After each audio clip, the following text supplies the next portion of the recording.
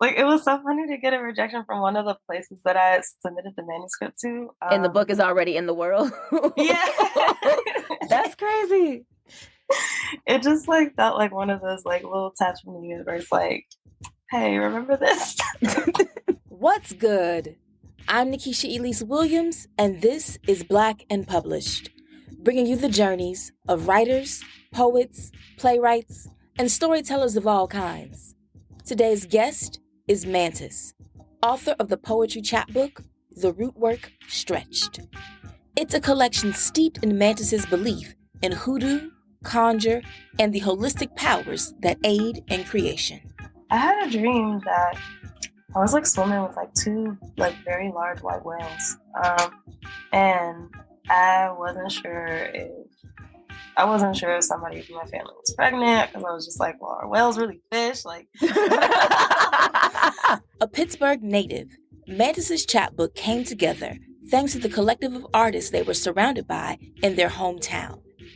They shout out the Black midwives who helped them birth this book, why they say they weren't writing to impress the literati, and how poetry allows them to speak across time.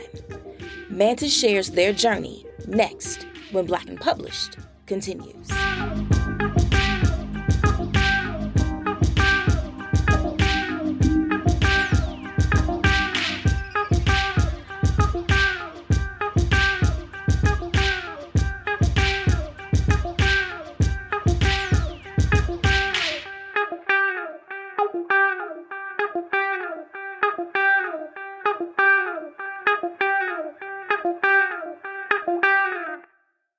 Mantis, my first question for you is, when did you know that you were a writer? so I've been writing for a long time. My parents were always pushing me to go into like these different little writing contests, like with poetry and things like that. But I knew that I was a writer.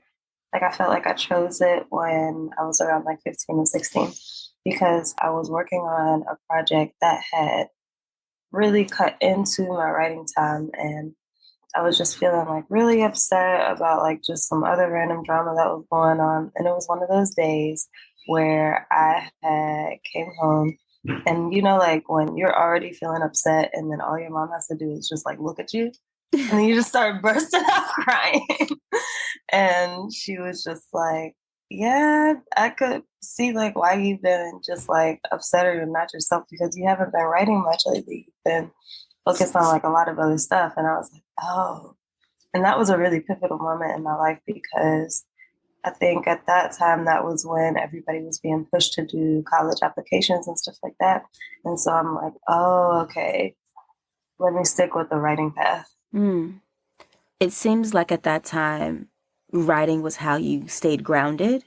So, in deciding to stick with the writing path going forward, how did that carry you as you went on in your life? I had gotten into just different forms of writing, like performance poetry or slam poetry. And even in the theater company that I was in, we were producing a lot of original works. So that even allowed me to get my feet wet in some like simple songwriting.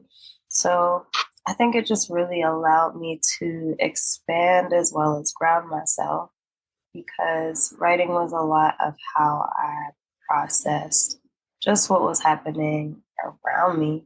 It was my way of documenting. It was my way of just like putting words to feelings that I felt didn't have words.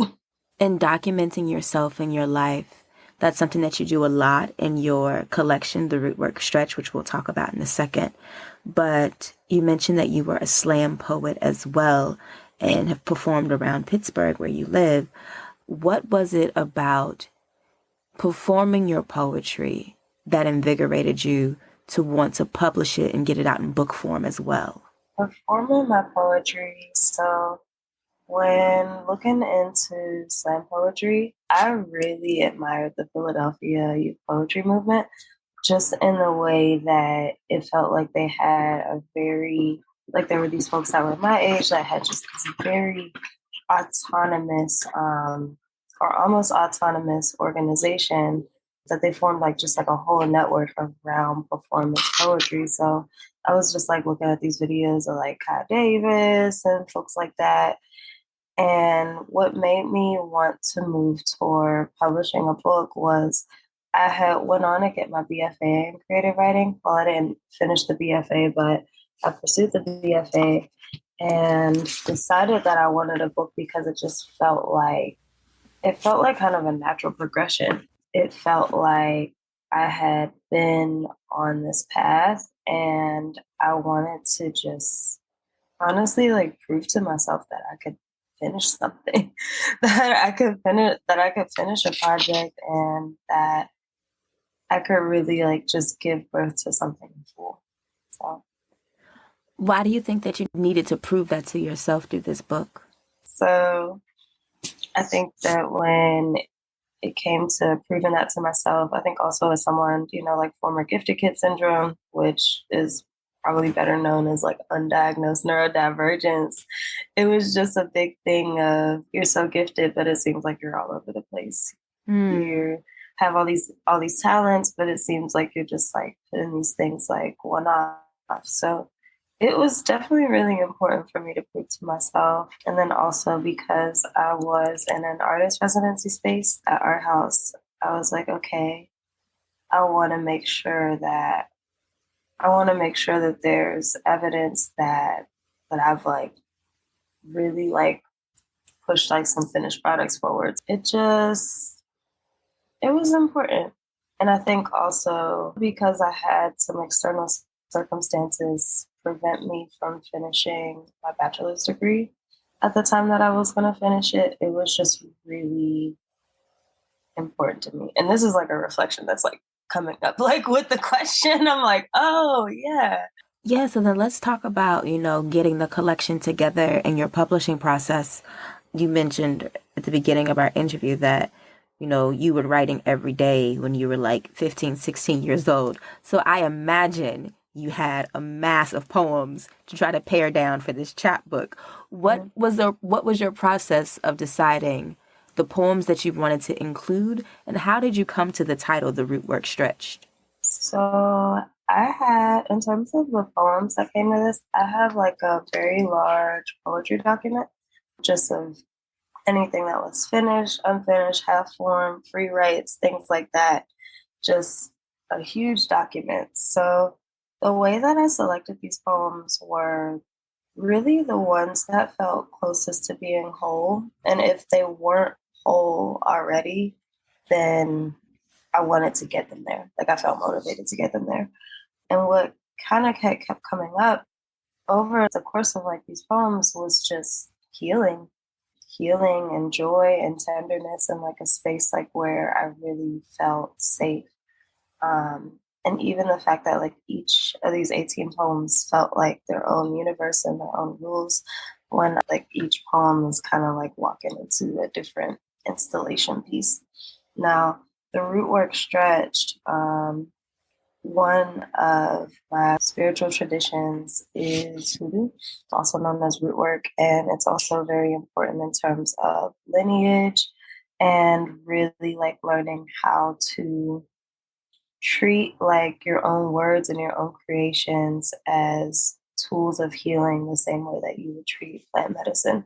So I was just really in this space where I was tapping into the spirits of plants and like really experiencing joy with that when it came to herbalism and tincture making and even just learning like just about the soil and stuff like that. And even growing things was a lot of how I connected, like family wise. Like even my uncle, he would grow these like a whole bunch of sunflowers, and so almost every year he would drop off these like sunflower sprouts, and just learning like different things about like how plant life and human life are very connected. It was just something that was really like precious to me. So I decided to treat my poems like plants. I can see you saying you're treating your poems like plants, but in mentioning your lineage to hoodoo and conjuring and root work, I wonder if do you see your poems as a way of conjuring the next version of yourself? Absolutely. I do see it as a way of conjuring my future self because another thing that comes up in the collection is this idea of maiden, mother, and crone. So traveling through womanhood or femininity, like however you define it, just traveling through these roles and realizing like, oh, like I've lived quite a few lives. And even like the collection is not necessarily linear, but it's like a process of like just falling apart and coming together. And understanding that the way that I grow is actually like a process of coming apart and coming together again. Like that's just going to keep happening over and over in life. So, Okay.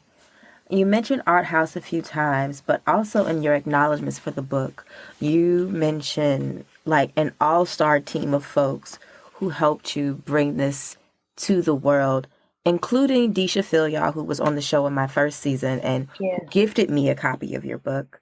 Vanessa German, the awesome visual artist. So was this just like a team effort to get you a book without like just doing it yourself in like that own creative homespun kind of energy? So the way that it came together was I had been submitting the manuscript for my chapbook for a minute. Hmm. And I think when, I was on residency, I remember that Vanessa was like, well, me and Disha are looking for another project to drop. So if you send us the manuscript, we'll review it and, just see what we think, see if we want to pick it up. And and that's how it ended up in the hands of these Black midwives. And in terms of bringing this team together, like it was really just reaching out to the network of these Black midwives and like kind of going like, okay, like I know these folks, I know these folks, I know these folks, and just being very intentional about just having as many Black women and Black femmes have their hands on the project as possible.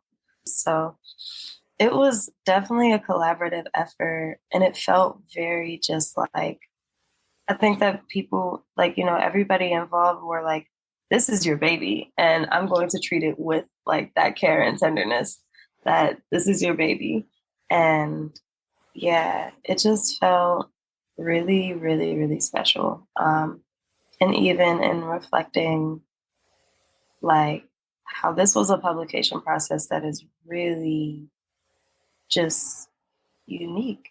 So I think I realized like, oh, like maybe this is why this work was like set aside in the way that it was. Like every rejection is really just like a pivot and gets you closer to like where you really need to be. Hmm. And that's definitely something that's come up a lot because I remember just writing out all the plans and writing everything out and going like, okay, this is how much money I need to save up to do this. Because in terms of self-publication, I was really inspired by actually four different peers of mine that I came up with. So I definitely had like a lot of like motivation in the forms of like, okay, these people my age like are doing it. So it's something that's very doable. So it was just one of those things where it's like, okay, write out the plans and see what God does with it. And Amen. yeah, so You said that you had been submitting the chapbook for publication for a minute. What's a minute? Like, put that in terms of time. in terms of time, I would say it was at least 6 months to a year. And something that was really funny is that a couple months ago, I had gotten like a rejection, like almost like it was so funny to get a rejection from one of the places that I had submitted the manuscript to. And the book is already in the world. Yeah, That's crazy. it just like felt like one of those like little taps from the universe, like, hey, remember this? Did you even remember it? I was like, oh yeah, I did put this out here because I was just trying to see. I was just trying to like cast my net as wide as I could and see what came back. So I was like, oh, this is so funny.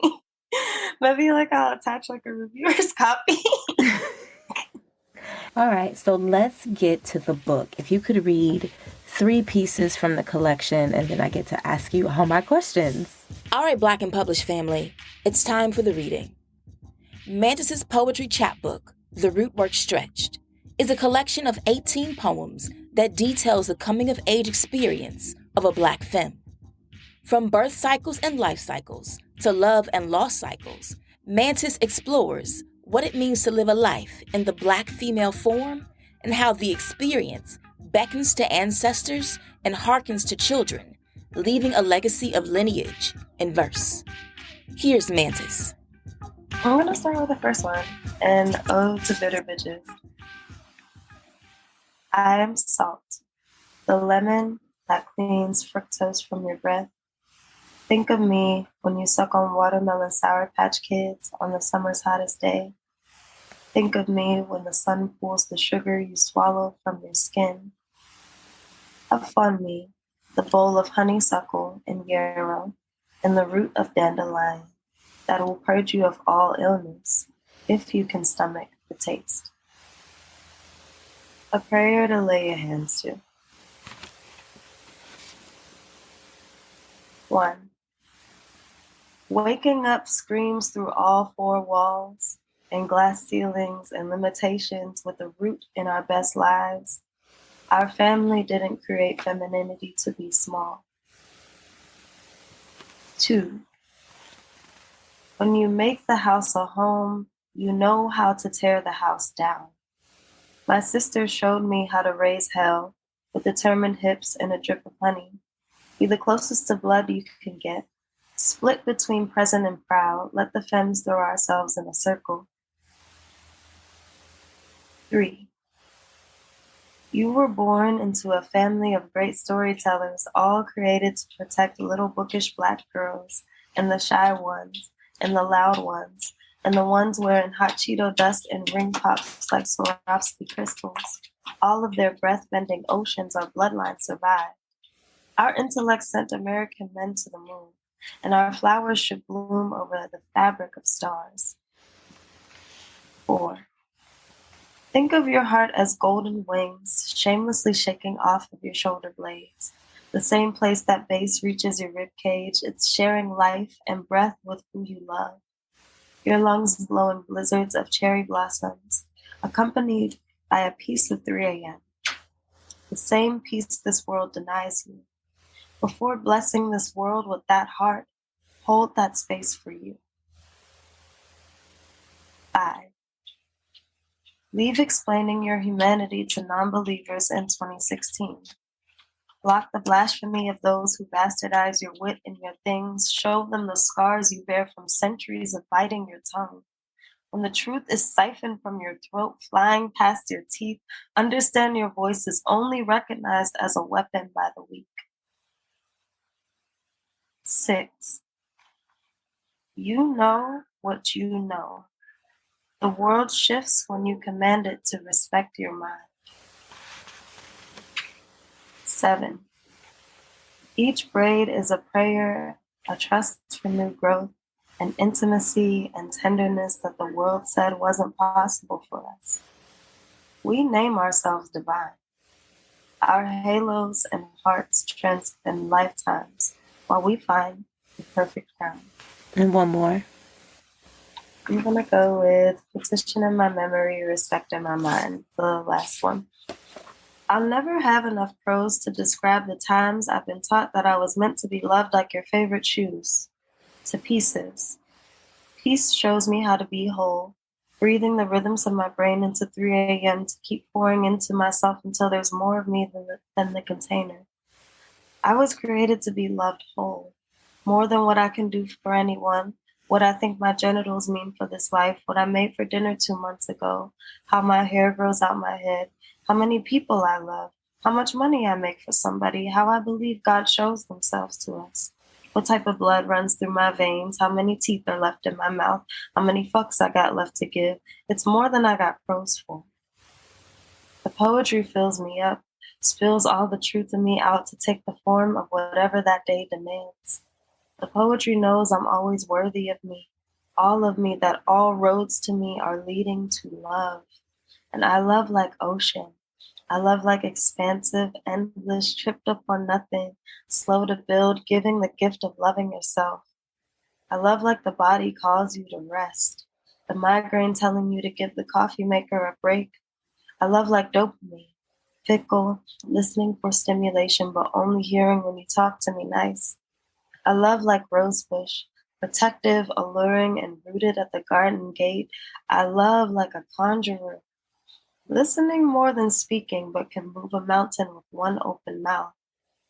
I love like love who's in need of love today, always ready to offer what runs over this cup. Wait on that tide to rise because I love like possibility. I love like a romantic poet, holding hope while the world burns, reading the future through the fire, transmuting the pain and delicacy of being to something that feels safe, chasing vulnerable like the ocean chases the moon. So, I want to start with ones that you have in the series, petitioning my memory, respecting my mind, because you have three of those and they all kind of have the same theme a little bit. And then we get to the end with like the full story. So I guess my question for you is, what is it about love and memory and dreams and 3 a.m. that keep you petitioning your memory and respecting your mind? Ooh, I like this. I like the way this question is worded. Trauma impacts your memory a lot. And so there are some things that I'm working through that have come up in dreams. 3 a.m., I'm a night owl, so naturally my sleep cycle runs a bit late. And you just learn a lot. So even like the term respect my mind, that's something that comes from my aunt Kathleen Jameson. She says it a lot. Like anybody I knows her, like you're going to hear her saying like, like you better respect my mind. And it's like a way of just saying like, don't play me because people will definitely try to gaslight or say like, okay, like this thing didn't happen or you remembered it wrong. And it's like, no, like respect my mind. Like I know what's going on. So when I say like what keeps me petitioning my memory and respecting my mind, understanding that like, everything has a spirit and everything has something that's meant to be honored. So your memory is meant to be honored, even if it's like you're looking at things that were moved around or like the ways that your brain even tries to protect you by like cutting certain things out. And I think that's where like the erasures come in as a technique because the blank spaces represent like what you weren't aware of at the time or even would have been kind of like shifted out of you to not focus on. So a lot about dreams and memory that leave me like needing to petition my memory and respect my mind. I'm kind of like asking like my subconscious to we know very well like who we are before all this other stuff in the world like makes us forget who we are. So who we are, who we're meant to be, things like that. Because even like those blank spaces and the erasures even represent like just like different ways the world is impacted, like your vision of yourself. So You have two pieces, one self-portrait as mosaic and what the mayor said after I cut my hair, which are really deeply personal self-examination pieces. Why was it important for you to include your own interrogation of yourself in your collection? And is that indicative of your title, The Root Work Stretched, as you are redefining yourself as you evolve? it was important for me to examine myself because it speaks back to, the idea that life is just happening to you. It's like a place where you get to take your power back. I think it was really important for me to have two pieces back to back celebrating myself as a turning point in, again, like whatever like healing cycle this is depicting because you have to know yourself. You have to learn to love yourself. It's a journey. And I always say that it's like a muscle of its own. So it was really important for me to just like have those moments be like just present in the collection, because I think something that I've like struggled with is just being present with myself instead of just responding to what's around me. You also lift up the names of legendary poets like Alice Walker and Warsan Shire and Dania Smith. There's even a nod to Ntozake Shange with the title of one of your poems. Why was it important for their words to accompany yours? I love literary lineage. I really love it. And I think it comes back to the value of sampling. Your work is alive and living and in conversation with the work that's come before, the same way that you are alive and living and in conversation with those who come before you, whether that's through bloodline or through simply these are like the groups of people that I identify with. So I know that it was important for me to have like, like Alice Walker and Tazaki, Donez, and Wilson Shire. And shoot, even Natalie and Natasha, that was a tweet, like a viral tweet. They want our rhythm but not our blues. That was it was very important on the value of just like, like citing people and citing like what's around you. And it was important to just kind of be like, like my words are here because your words were there for me at some point. When I think about Danez and like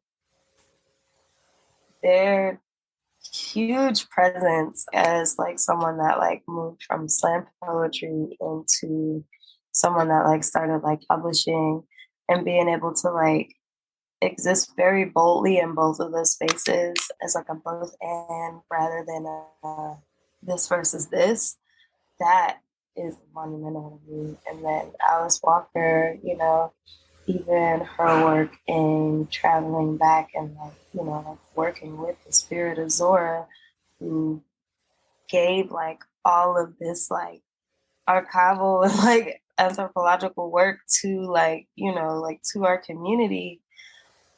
All of these folks are like folks who are in service to writing and to creation. So it was really important. And then Sasaki, yeah, for Color Girls made me realize I wanted to be a poet. Like, was I supposed to be reading that at like 12 years old? I don't know. But like it happened. Yeah, it happened. And I'm so grateful. One of my favorites is your take on Psalm 27:1. And you use a lot of imagery about storms and conjuring and the body. And it made me think that you were referencing that giving birth and bringing forth life is to cast a spell in the storm of your own body. Is that what poetry is for you, to cast a spell in your own body and to give it birth once you finish it? It's like, I didn't even see that one. I didn't see that one, but you definitely onto something. I had a dream that I was like swimming with like two like very large white whales. And I wasn't sure if somebody in my family was pregnant, because I was just like, well, are whales really fish? Like, I was just like, all right, crystal blue waters, two big white whales. So do I believe that poetry is like the act of giving birth to yourself? Yes. I think poetry is like giving birth to new structures, and it's also giving birth to, or like allowing you to like speak like across time in a way, because you're the same way with like conjure, you're manipulating forces and just like learning how to break down language and like let it take a new shape in a way that fits your experience. So even like Psalms 27:1 is like the story of, like my birth. A C-section, free me baby. It was actually a really traumatic experience for everybody. And poetry gave me the space to like tell it in like 10 lines or less. So that was like really important. And even like the evidence I seen of that was my father had like when this collection had dropped, he wrote like this really huge Facebook post. And I was just like, oh yeah, there's a version of that story that's in there. It's like 10 lines. So I think that poetry allows you to give birth to new structures. And even when like rereading these, I'm looking or I'm hoping that these could just simply like be letters to, the daughters that come up in like my lineage for like generations to come. For readers coming to this collection, what do you want them to take from it? I want them to take what feels the most real to them. And what I mean by that is I want them to be able to like flip to like a different poem and that could fit for like a different stage of their healing journey. Like I want them to understand that healing is just not linear, like healed. There is no healed. Like it's not like this place that you arrive at. You are always healing and you're always in that motion of healing. So I want folks to take what's for them. All right, I'm going to let that stand. So I want to do a speed round in a game with you before I let you go for the afternoon. What is your favorite book? Favorite book of all time? My favorite book of all time? All About Love. Those. Who is your favorite author? Toni Morrison. Who is your favorite poet? And Sasaki Shah. Name a poet who you think doesn't get enough recognition. Gloria Steiner. What is the difference, if you think there is one, between poetry and spoken word? That's hard. If there is a difference between poetry and spoken word, I really look at it as like that, like womanism is to feminism is what purple is to lavender. So we were speaking poems and speaking stories first. Like oral storytelling came first. So one is the parent, one is the ocean, and one is a bunch of streams. I like that. I think that's the most diplomatic answer I've ever received to that question. If money were no option, where would you go? What would you do? And where would you live? I would honestly travel for the rest of my life. I would definitely want to go to Cuba. I would definitely want to go to South Africa. Actually, wait a minute. Here's the more succinct answer to that question. I would just be on a mission to try every single type of mango in the world. Apparently, there are over 1,500 different types of mangoes in the world, so I would just like make that my mission.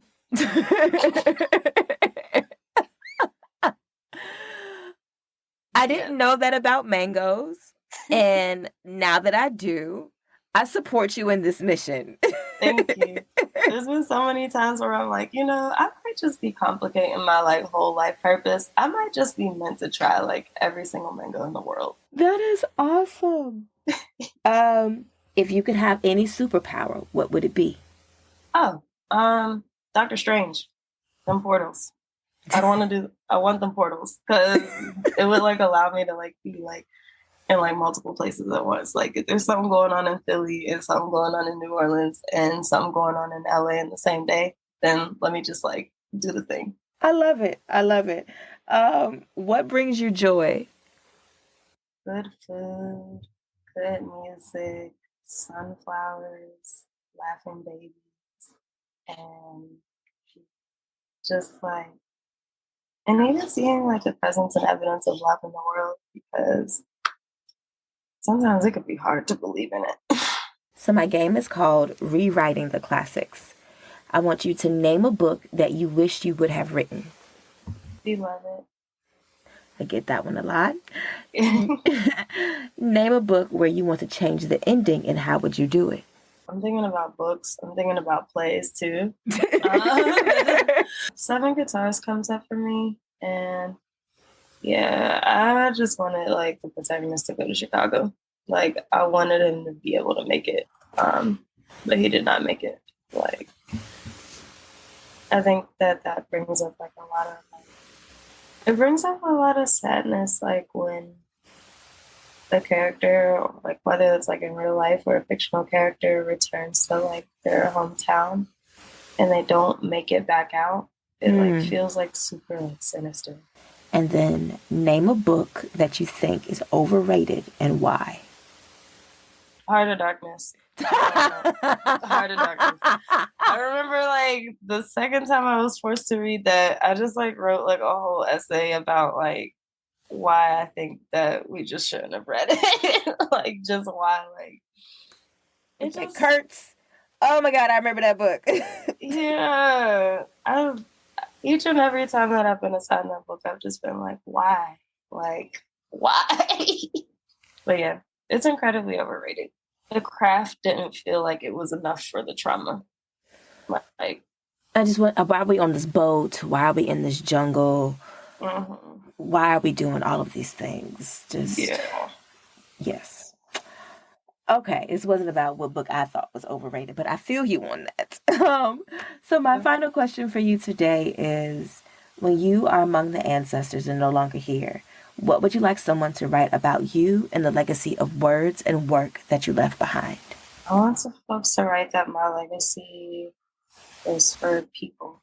And what I mean by the people, like when I put this poetry collection together, I didn't necessarily put it together to like impress people on a literary level.